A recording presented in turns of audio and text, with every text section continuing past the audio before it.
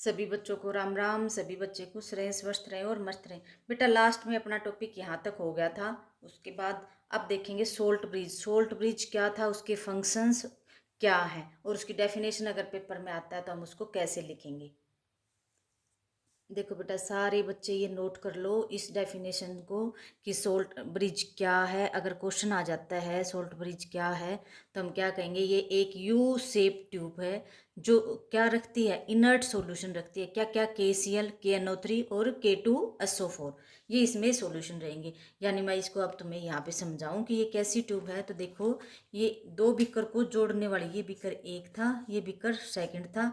इन दोनों को जोड़ने के लिए एक यू शेप की ट्यूब बना रखी है और इस ट्यूब के अंदर क्या भरा है, इनर्ट सॉल्यूशन है बेटा। कैसा है ये, इनर्ट सॉल्यूशन। अब इनर्ट सॉल्यूशन क्या क्या है इसमें, KCl हो सकता है और वो सारे किस फॉर्म में है, कंसनट्रेटेड। कंसनट्रेटेड KCl हो सकता है, पोटाशियम नाइट्रेट हो सकता है और K2SO4 हो सकता है। ये सारी चीज़ें इस सोल्ट ब्रिज के अंदर भरी होती हैं। इनमें से कोई भी एक लेना है, सारे नहीं। और ये अपने पास इलेक्ट्रोड बना रखी थी हमने और इसको यहाँ एमीटर लगा के जोड़ रखा था। मेन फंक्शन अभी हम सोल्ट ब्रिज का देख रहे हैं। अब ये सोल्ट ब्रिज क्या क्या काम करेगा, एक तो इसने इलेक्ट्रिकली पूरा सर्किट क्या कर दिया, कंप्लीट कर दिया। दूसरे इसने क्या किया, इलेक्ट्रिकल न्यूट्रलिटी भी प्रोवाइड कर दी दोनों सॉल्यूशंस के। और इसको तीसरा क्या है, इसने इसको मिक्सअप भी नहीं होने दिया। तो पेपर में आता है तो तुम्हें ऐसे लिखना। और पूरी डिटेल पिछली वीडियो में मैंने तुम्हें दिखा दी थी और कैसे तुम्हें डायग्राम बनाना है एक बार ये भी दिखा देती हूँ। देखो बेटा अगर इलेक्ट्रोकेमिकल सेल की रिप्रेजेंट ये आ जाए तो तुम ऐसे इसको बना दोगे। ये तुम्हें समझा रखा है मैंने पिछली वीडियो में अच्छे से। ठीक है, अब हम देखेंगे कि सेल को रिप्रेजेंट कैसे करते हैं। अब देखो बेटा ये अपने पास कोई भी इलेक्ट्रोकेमिकल सेल है, इसको रिप्रेजेंट कैसे करेंगे। रिप्रेजेंट करने के लिए सबसे पहले क्या करेंगे, हम लेफ्ट बीकर को लेंगे। लेफ्ट में हमेशा क्या रहेगा, ऑक्सीडेशन रहेगा। लेफ्ट बीकर में हमारे पास क्या रिएक्शन है, यहाँ पे ये रिएक्शन देखेंगे बेटा। ये देखो ये इसकी रिएक्शन, रिएक्शन में क्या हो रहा है हमारे पास कि जो जिंक है वो जिंक 2 पॉजिटिव में चेंज हो रहा है और 2 इलेक्ट्रॉन, यानी हम कहेंगे ये रिएक्टेंट है जिंक। और ये किस में कन्वर्ट हो रहा है, ये जो लाइन दिखा रखी है ये बिकर को दिखा रही है बेटा। और ये इसका प्रोडक्ट क्या बना रहा है, ये जिंक 2 पॉजिटिव। कौन सी फॉर्म में है, ये एक्वस फॉर्म में। उसके बाद हम दो लाइन रिप्रेजेंट कर रहे हैं, ये दो लाइन है। ये दो लाइन क्या रिप्रेजेंट कर रही है बेटा, ये दो लाइन हमारे पास रिप्रेजेंट कर रही हैं सोल्ट ब्रिज को। किसको रिप्रेजेंट कर रही है, सोल्ट ब्रिज को। उसके बाद जो राइट बिकर है, यानी शुरू में हमने क्या लिखा है यहाँ पे, लेफ्ट बिकर की रिएक्शन, लेफ्ट बिकर। और उसके बाद जो इधर क्या लिखेंगे, राइट बिकर। राइट बिकर में हमारे पास क्या क्या है वो देखते हैं। राइट बिकर में क्या है, रिएक्टेंट। राइट बिकर में देखो बेटा कॉपर सल्फेट का सॉल्यूशन था, यानी कॉपर 2 पॉजिटिव 2 इलेक्ट्रॉन लेके कॉपर में चेंज हो रहे हैं। तो हम लिखेंगे कॉपर 2 पॉजिटिव। और किस में चेंज हो रहे हैं, प्रोडक्ट क्या बना रहे हैं, कॉपर। ये भी एक्वस फॉर्म में था और ये किस फॉर्म में आ गया, सॉलिड में। और ये किस क्या था हमारे पास, सॉलिड फॉर्म में। ये सेल रिप्रेजेंटेशन है बेटा। ये कई बार पूछ ली जाती है पेपर में। और थोड़ा बहुत अगर तुम्हें ना दिखता हो तो कमेंट सेक्शन में डाल दिया करो कि अच्छे से क्लियर से नहीं दिख रहा। ठीक है, आगे अब हम देखेंगे बेटा। अब इस टॉपिक पे आते हैं वापस से कि क्या है, कैसे होता है। क्योंकि अगर मैं सीधा ये सोल्ट ब्रिज जिंक इलेक्ट्रोड ये बताती तो तुम्हें ये पेज समझ में नहीं आता। अब हम 12th की NCERT पे वापस आते हैं। लाइन टू लाइन एक्सप्लेनेशन आपकी रहेगी। सबसे पहले है डेनिन सेल। डेनिन सेल क्या है, डेनिन एक सेल है जिसके अंदर जिंक एज ए इलेक्ट्रोड लेंगे। जिंक सल्फेट का हम इलेक्ट्रोलाइट सॉल्यूशन ले लेंगे। इधर क्या लेंगे, copper as electrode, copper sulphate का सॉल्यूशन, बीच में सोल्ट ब्रिज लगा दिया। और ये क्या बन जाएगी हमारे पास, करंट जिंक से कॉपर की ओर सॉरी इलेक्ट्रॉन जिंक से कहाँ जाएंगे, कॉपर की ओर। ये पिछले वीडियो में अच्छे से समझा रखा है इसलिए मैं दोबारा लिख नहीं रही बेटा यहाँ पे। अब उसके बाद इसमें क्या प्रोड्यूस होगा बेटा, केमिकल एनर्जी से इलेक्ट्रिकल एनर्जी प्रोड्यूस होगी। कंसंट्रेशन, अच्छा इसका वोल्टेज कितना आएगा, 1.1 वोल्ट। ये भी समझाएंगे कि कैसे आ रहा है। उसके बाद गैल्वेनिक सेल क्या होती है, कहता है जिंक और कॉपर सल्फेट के अलावा, यानी जिंक इलेक्ट्रोड और कॉपर इलेक्ट्रोड को यूज करने के अलावा और दूसरी जितने भी मेटल की इलेक्ट्रोड यूज करेंगे और उसमें जो इलेक्ट्रिकल एनर्जी प्रोड्यूस करवाते हैं केमिकल एनर्जी से, उसको हम क्या बोलेंगे, गैल्वेनिक सेल या वोलेटिक सेल। अभी वो आगे देखेंगे। अब पहले ये समझ लेते हैं ये क्या इसने कह रखा है, क्योंकि ये किस लिए करवा रही मैं, कई बार पेपर में केस स्टडी बेस्ड क्वेश्चंस इधर से बन जाते हैं, इसलिए तुम्हें ये देखना है। ये 3 अलग अलग केस ले रखे बेटा, क्या कर रखे हैं, तीनों अलग अलग केस हैं। तो यहाँ पर बिकर लगा रखा है। ये सारी चीज़ें अब मैं तुम्हें कॉपी में करवाती हूँ। देखो बेटा, उसमें 3 कंडीशन दिखा रखी हैं। एक कंडीशन में क्या दिखा रखा है कि जो हमारे पास जो भी इंस्ट्रूमेंट था उसके ऊपर हमने एक्स्ट्रा बैटरी अप्लाई कर दी। क्या कर दिया? एक्स्ट्रा बैटरी अप्लाई कर दी। और जिसकी वोल्टेज कितनी है? कहता है जिसकी वोल्टेज 1 पॉइंट वोल्ट से भी कैसी है? कम है। यानी जो एक्सटर्नल हमने ये वोल्टेज अप्लाई की है वो कितनी है? 1.1 से भी कम है। तब क्या क्या कंडीशंस होंगी? देखो बेटा, सबसे पहले हम ये ले रहे हैं केस नंबर 1।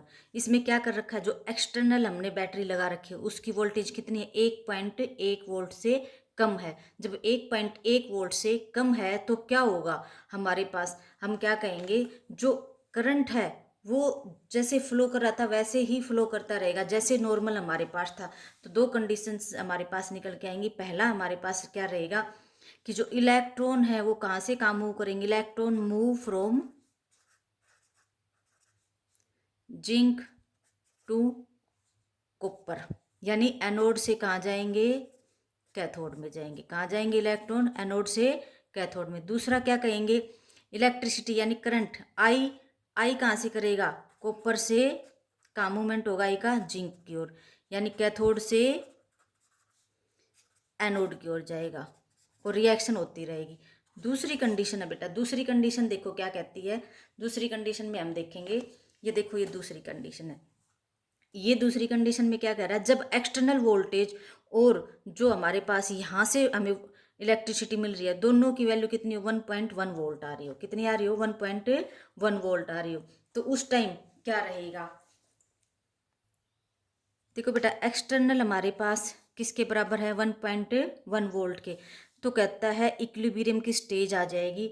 ना तो इलेक्ट्रॉन फ्लो करेंगे, क्या है? ना तो इलेक्ट्रॉन फ्लो करेंगे। इलेक्ट्रॉन का मूवमेंट खत्म हो जाएगा। जिंक से कॉपर की ओर नहीं जाएंगे अब वो। और दूसरी बात हमारे पास जो आई है, करंट है, वो भी फ्लो नहीं करेगा। कहाँ से? कॉपर से जिंक की तरफ। ये भी फ्लो करना बंद कर देगा। तो इस स्टेज को हम क्या बोलेंगे? ये इक्विलिब्रियम आ चुका हमारे पास। क्या आ चुका है? इक्विलिब्रियम। कि ना कोई इधर से उधर जाएगा ना उधर से इधर आएगा, ना तो इलेक्ट्रॉन फ्लो करेंगे और ना ही कोई केमिकल रिएक्शन होगी। अब ये काम ही नहीं हो रहा तो हम क्या कहेंगे? यहाँ पे कोई भी केमिकल रिएक्शन नहीं हो रही। नो केमिकल रिएक्शन, कोई भी केमिकल रिएक्शन नहीं हो रही है। ये तुम्हें याद रखना है, ठीक है। तीसरी कंडीशन है क्या है बेटा? देखो, अगर कहता है एक्सटर्नल जो हमने बैटरी लगा रखी है उसकी वोल्टेज 1.1 वोल्ट से ज़्यादा है। अब 1.1 से ज़्यादा होगी तो बेटा उल्टी गंगा बहनी स्टार्ट हो जाएगी। क्या हो जाएगा? उल्टी गंगा बहनी शुरू हो जाएगी। जो एनोड थी जिंक रोड वो कैथोड में चेंज हो जाएगी और जो कैथोड थी कॉपर रोड वो किस में चेंज हो जाएगी? एनोड में चेंज हो जाएगी। जो रिएक्शन हमारे पास एनोड में हो रही थी, यानी एनोड में यहाँ पे जिंक क्या हो रहा था? लिबरेट। जिंक की मात्रा क्या होती जा रही थी? इलेक्ट्रोड से कम होती जा रही थी। और कॉपर की मात्रा कॉपर इलेक्ट्रोड पे क्या होती जा रही थी? ज़्यादा होती जा रही थी। अब यहाँ पे उल्टा हो जाएगा, यानी उल्टी गंगा बहनी स्टार्ट हो जाएगी। अभी देखते हैं क्या होता है उसमें। थर्ड केस लिख देते हैं। थर्ड केस क्या बना अपने पास? अगर एक्सटर्नल वोल्टेज हमारे पास क्या है? External voltage is greater than 1.1 volt, इससे ज़्यादा है तो क्या होगा?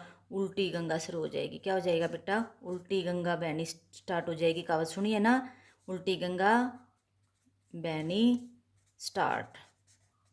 अभी उल्टी गंगा क्या थी? यानी हमें ये याद रखना है कि जो एनोड था, जो हमारे पास, वो किस में चेंज हो जाएगा? कैथोड। और जो कैथोड था वो किस में चेंज हो जाएगा? एनोड। पहले जो हमारे पास ये था बेटा बिकर, ठीक है, ये तो बना के समझा ही देते हैं। ये बिकर थे, इधर हमारे पास रोड लगी हुई थी, वो जिंक की रोड थी। इधर जो रोड लगी हुई थी वो किसकी थी? वो कॉपर की रोड थी। ये कॉपर की है, ये जिंक की है। पहले वाले में जिंक क्या हो रहा था? लिबरेट हो रहा था। लेकिन अब क्या होगा? देखो यहाँ पे एक्सटर्नल हमने बैटरी लगा रखी है और इसको जोड़ रखा है। अब ये कह रहा है ये जो पहले लिबरेट हो रही थी अब ऐसा नहीं होगा। जिंक सल्फेट में से जिंक आयन आके यहाँ पे डिपॉजिट होने शुरू हो जाएंगे, ठीक है। यानी अभी क्या बन गई? ये कैथोड बन गई। क्या बन गई बेटा? ये कैथोड। और ये एक बार दिखाने के लिए क्या लगा देते हैं यहाँ पे? सोल्ट ब्रिज भी लगा देते हैं। यहाँ कॉपर सल्फेट का सॉल्यूशन था, और कॉपर सल्फेट के सॉल्यूशन में क्या हो जाएगा बेटा कि जो कॉपर है वो कॉपर यहाँ से लिबरेट होके, यानी कॉपर जो है कॉपर 2 पॉजिटिव में चेंज हो जाएगा। कहाँ चेंज हो जाएगा? कॉपर 2 पॉजिटिव और 2 इलेक्ट्रॉन। कॉपर का क्या होने लग गया यहाँ पे? ऑक्सीडेशन।